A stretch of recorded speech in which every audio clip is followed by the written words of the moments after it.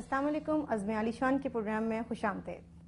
अज़्म आलीशान वो अज़्म है जो हमने अपनी ज़ात से और अपने मुल्क से करना है कि हम अपनी आने वाली नस्लों को एक रोशन मुस्तकबिल की नवीद सुना सकेंगे। इस सिलसिले में बात करेंगे अपने स्टूडियो में मौजूद आज दो मेहमानों से। आइए उनसे मिलते हैं। आज हमारे साथ मौजूद हैं हमारे मुल्क के मायनाज अदाकार कवि साहब, और उनके साथ हैं और ये Maqbool Jan, director general sustainable development of walled city of Lahore. अस्सलाम वालेकुम जी। वालेकुम सलाम। कैसे हैं आप लोग? ठीक हैं जी, बहुत अल्हम्दुलिल्लाह, बहुत अच्छे, बहुत ही अच्छे। और यह सब आपको ये लगता है कि हम अपनी आने वाली नस्लों को एक पुरअमन पाकिस्तान की नवीद सुना सकेंगे? वो मुझे जी शेर एक बड़ा कमाल, किसी भी जगह जहाँ मोहब्बत करते हैं ना, जिस चीज़ से भी इश्क करते हैं, तो एक शेर बड़ा कमाल का है कि जब कभी उनकी मोहब्बत में कमी पाई गई, असर नौ दास्तान इश्क दोहराई गई। और ये बड़ा कमाल होता है। असर नौ तश्कील की ज़रूरत है। तश्कील की नहीं, आपकी कमिटमेंट की ज़रूरत है असर नौ। उसकी वजह यह है कि बहुत सारी चीज़ें होती हैं जिनको हम ग्रांटेड ले लेते हैं जी। जैसे ये हमारा हक था, हमें मिल गई, आज़ादी हमारा हक था, हमें मिल गई है, ये वतन हमारा हक था, हमें मिल गया है, ये खूबसूरत जगह हमारा हक था, हमें मिल गया। मैं कभी कभी लोगों से कहता हूँ कि ज़रा एक दफ़ा अपने आप का कंपैरिजन कर लें उन लोगों के साथ, उन कौमों के साथ।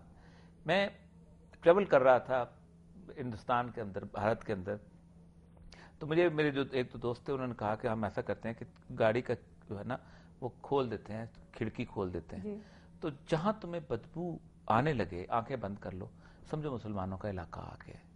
गीटोआइज्ड हैं मुकम्मल तौर पर। सर्व 47% इनके यहाँ जो है वो बिलो पॉवर्टी लाइन है और 43% शूद्रों के यहाँ है, यानी हम उनसे भी ज़्यादा बुरी हालत में हैं। गुलामी की कैफियत ऐसी है कि बनारस में 37% हैं, ठीक, बॉम्बे में 38% हैं, अहमदाबाद में 39% हैं, और औरंगाबाद ये जो शहर मैंने विजिट किए हैं उसमें भी 40% के करीब बनते हैं। जहाँ जहाँ ये हैं वहाँ वहाँ मुतसब किस्म का बीजेपी का हिंदू मेयर है और उनकी जान अजाब में की हुई है उन्होंने। आप हैरान होंगे कि वो नेमत है ये पाकिस्तान कि जिसके अंदर आप सुख का सांस ले रहे हैं, आज़ादी से सांस लेते हैं, खुद मुख्तारी से जी सकते हैं। ये रियलाइजेशन नहीं है जी। ये रियलाइजेशन जब हम बताएंगे ना किसी को कि भाई हम देख के आए हैं और हमने शुक्र अदा किया है इस सरजमीन पर आके कि देखो हम कितनी नेमतों से अल्लाह ताला ने, जिसका हम शुक्रान कर ही नहीं सकते, अदा ही नहीं कर सकते। आज़ादी बहुत बड़ी चीज़ होती है जिसका आप तसव्वुर ही नहीं कर सकते।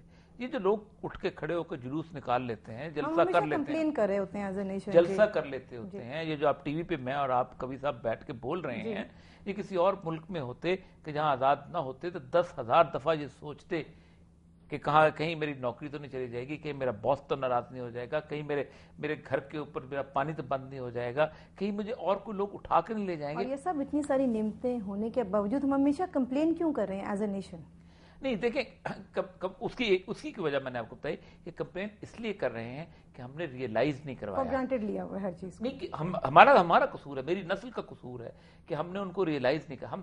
मुझसे पहले वाली नस्ल ने हमें बता दिया था कि देखो बेटे, हम जिस हालात में थे, हम तुम्हें बताते हैं कि हम बहुत बुरी हालत में थे।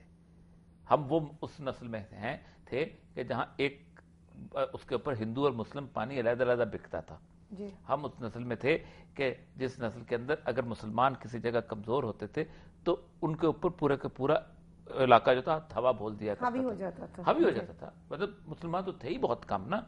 ये पूरी की पूरी अनारकली बाजार में सिर्फ 2 मुसलमानों की दुकानें थी, सिर्फ 2। आप सोच सकते हैं कि ये आपका ट्रेड लेवल का हाल। उन्होंने हम तक ये बात पहुंचा दी। हम वो कमजोर नस्ल हैं जिसने जिम्मेदारी अदा नहीं की और अपनी हमने समझा कि ये हमारा हक था, हमें मिल गया जी। और हमने अगली नस्ल जो है उसकी वो जज्बाती वाबस्तगी, देखिए अगली नस्ल तक तो हम मीडिया के जरिए पहुंचा सकते हैं। अभी साहब आप बताइए कि मीडिया कैसे कंट्रीब्यूट कर सकता है अगली नस्ल को इस अज़म पे लाने के लिए? बहुत कुछ कर सकता है मीडिया, और हम बहुत कुछ कर सकते हैं। जिन लोगों का मीडिया से ताल्लुक है या मीडिया जो कुछ कर रहा है वो बड़े वसी पैमाने पर कर रहा है, बड़ी अवेयरनेस पहुंचा रहा है। लेकिन हम जो एक काम कर रहे हैं वो ये उसकी अब तारीफ की जाए या क्या किया जाए उसको, कि हम अपने बच्चों को कभी बताते नहीं कि हम क्या हैं, या पाकिस्तान क्या है, या हमारा मुल्क, पाकिस्तान की तारीख के बारे में हासिल कैसे हुआ। اب اگر میں کبھی سوچتا ہوں اور میں اس دور میں چلا جاتا ہوں جب میں 5 سال کا تھا اور پارٹیشن ہوا تھا اور وہاں سے میں نکلا اور پھر میں نے لاشیں دیکھی، پیپڑے دیکھے، کلیجے دیکھے، آنکھیں نکلی، ڈوبتے لوگوں کو دیکھا، باہر نکلتے دیکھا، اجڑتے دیکھا، تباہ ہوتے دیکھا، آگ لگی دیکھی، گولیاں دیکھی، پتہ نہیں کس کس حال میں، اور پھر ٹرینوں کو لٹتے دیکھا میں نے، اور پھر آیا اور پھر نے دیکھا کون کس کے پیچھے بھاگ رہا ہے، دوڑ رہا ہے، نوچ رہا ہے، زیور کھینچ رہا ہے، اور اس طرح پھر آئے اور یہاں سجدہ کیا اور اس زمین پر آ گئے. اور اب اس ملک نے کیا کچھ دے دیا 5 سال سے، اب میں 68 سال کا ہو گیا ہوں کہ ساری دنیا میں نے دیکھ لی، شہرت دی، عزت دی، پیسہ دیا، سب کچھ اسی ملک نے ہی دیا، یار سب کچھ اس نے دیا. تو یہ تو ایک ناممکن سی بات ہے کہ اس ملک کے بارے میں کچھ بھی کہا جائے، جی ہی نہیں چاہتا، شرم سے پانی پانی ہو جاتا ہوں. لیکن افسوس ہوتا ہے، دکھ ہوتا ہے جب بھی کوئی بات ہوتی ہے ذرا سی اور صبح اٹھا جاتا ہے تو ہم کوئی بہتری کی طرف گامزن اپنے آپ کو پاتے نہیں. ہم کیا کر رہے ہیں، ہم کس طرف جاتے ہیں. ابھی اوریہ صاحب سے باہر بات ہو رہی تھی میری، کوئی بات ایسی نکلی اور کسی نے ان سے کہا کہ ان کے منہ سے نکلا ہاں درد سا ہوتا ہے دل میں. تو میں نے کہا دل میں نہیں، جب ہم کوئی ایسی بات سنتے ہیں تو پورے وجود میں درد ہوتا ہے. اور جب آپ کوئی مسیحا بنتے ہیں اور کوئی ایسی بات کر دیتے ہیں تو جو شعر انہوں نے کہا تھا، ایک مجھے اب یاد آ گیا، ابھی انہوں نے فرمایا تھا کہ ایسی بات سن کے کہ کیا پوچھتے ہو، درد کہاں ہے کہاں نہیں، رکھا ہے تم نے ہاتھ جہاں اب وہاں نہیں. کوئی بھی پازیٹیو ایسی بات اچھی سننے کو آ جاتی تو ایک سکون آ جاتا ہے، ایک ٹھنڈا سا سانس آدمی لیتا ہے.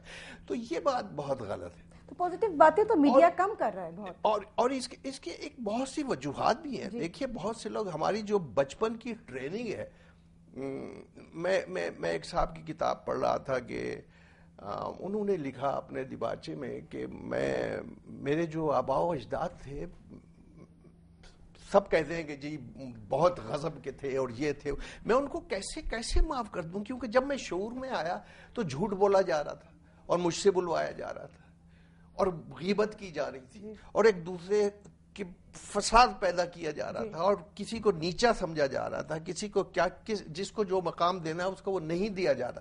یہ سب دیکھ کر میں بڑا ہوا اور اس طرح مجھے جوان کیا گیا. اور جب میں باقاعدہ ایک پڑھ لکھ گیا اور شعور میں آیا تو میں نے سوچا کہ یہ جو میری عادات و اعتبار، یہ جو سب کچھ ہے، یہ میں نے کس سے سیکھا؟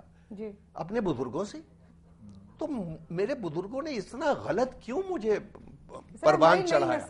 تو یہ جو ہمارے سسٹم ہے جس میں ہم پرورش پاتے ہیں اور یہ سارا سسٹم ختم ہونا چاہیے. اور جس دن ہم یہ فیصلہ کر لیں گے سب مل کے کہ اس کو ختم کرنا ہے، تو پھر یہ اسی طرح ہے جس طرح میں ایک ٹکلی میں پڑھا کرتا تھا، میں تختی لے کے لکھا کرتا تھا اور پھر میرے ساتھ ہی بچہ کھڑا ہوگا اور وہ انگریزی بول رہا ہوگا، میرے ساتھ ہی بچہ کھڑا ہوگا، وہ گاڑی میں بچہ چھوٹا ہو بڑا ہو، جس کا ہو، امیر کا ہو غریب، سب برابر. ایجوکیشن بالکل ایسی ہونا چاہیے. معیار بھی یہاں پہ فرق ہو گیا. ہم اس پہ اور بات کریں گے. کبھی صاحب نے ایک بریک پہ جانا ہے ابھی. Viewers, we're going to take a short break. Don't go away. We'll be right back.